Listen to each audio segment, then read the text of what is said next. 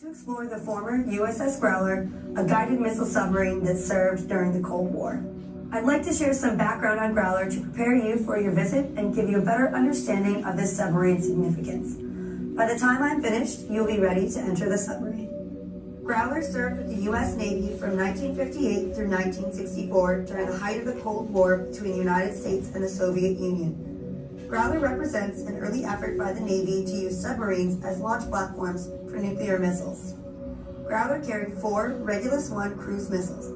The Regulus I missile was essentially a radar-guided jet aircraft that carried a nuclear warhead. Each missile had a maximum range of 500 miles and was powerful enough to destroy an area as large as New York City.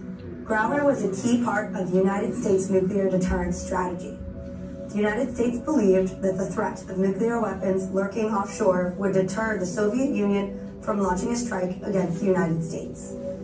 To accomplish this mission, Growler patrolled off the Soviet Union's Pacific coastline, staying hidden below the surface as much as possible.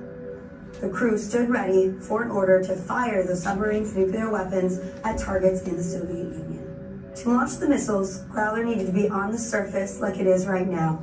The missiles had to be unloaded and launched one by one. Growler's crew practiced launching the Regulus many times.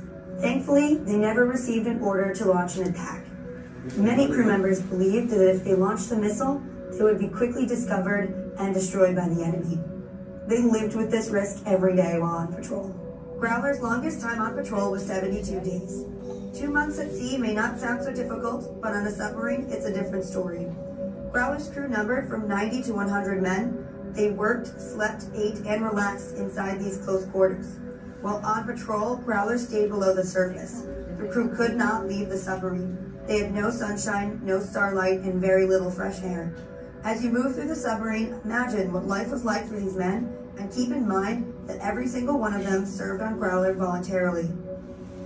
As technology improved, newer, larger submarines with more sophisticated missiles made Growler obsolete.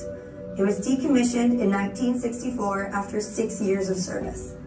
The Navy planned to use Growler as target practice for another submarine until it was rescued by the Intrepid Museum. In 1988, Congress turned control of Growler over to the museum, and it opened to the public a year later. Growler is now the only U.S. Navy missile submarine open to the public. It is remarkably